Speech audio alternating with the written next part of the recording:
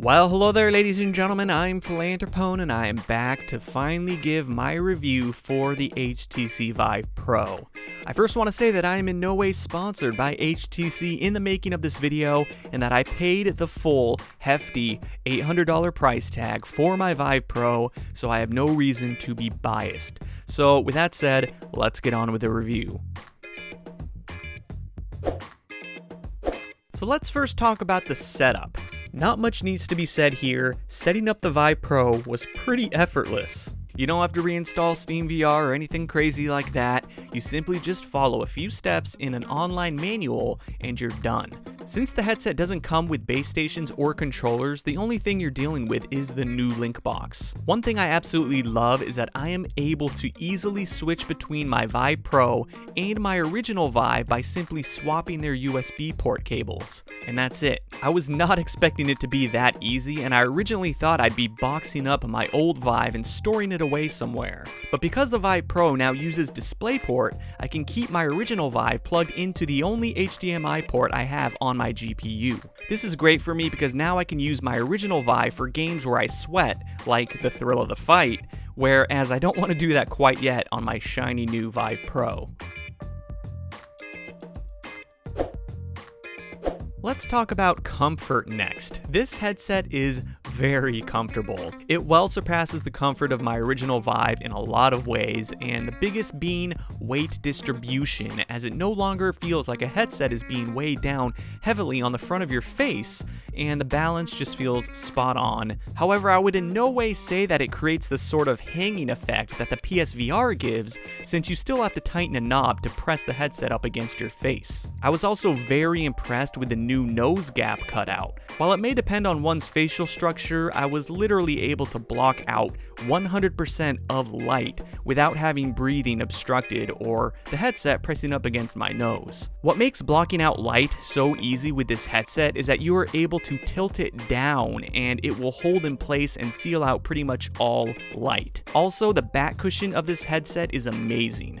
Now, when I opened my Vive Pro and put it on for the first time, it felt very uncomfortable, but it was just a matter of loosening the top strap so that the cushion can slip behind your head, and that made a world of difference. The one negative thing I can say about this is that I was surprised to find out that the back of my head ached a little bit after a very long play session, kind of in the same way that your ears ache from wearing a pair of headphones for too long.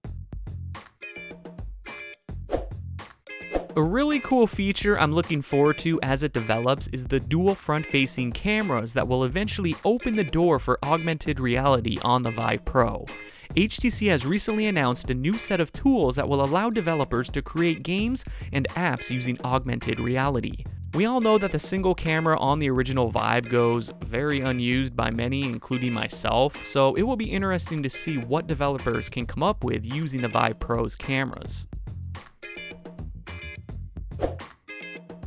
Alright, here is the big one. Image quality. Now, there is a pretty noticeable difference with the image quality of the Vive Pro when comparing it to the original Vive, and while it's a very welcome improvement, I will admit I was expecting a little bit more of a dramatic change. There is still a screen door effect, though it is greatly diminished, and the field of view is identical to the original Vive, and even though the Vive Pro has a pixel increase of almost 80%, having now tried it, I can say that it is hard justifying the hefty $800 price tag for image quality alone. In my experience so far, the improvement varies from game to game. For example, if a game already has some horrible aliasing jagged edges and poor textures and so on, the Vive Pro isn't going to do much to improve that at all. It isn't going to magically enhance a game that already has poor visuals, but it will make a game with gorgeous visuals look that much better. For example, Skyrim is a game where I noticed a very welcome improvement on the Vive Pro, whereas a game like Apex Construct didn't impress me much since the game has some brutal aliasing jagged edges on its lower graphical settings.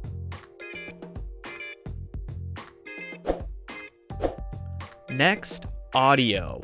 The least impressive thing on the Vive Pro for me is the audio quality.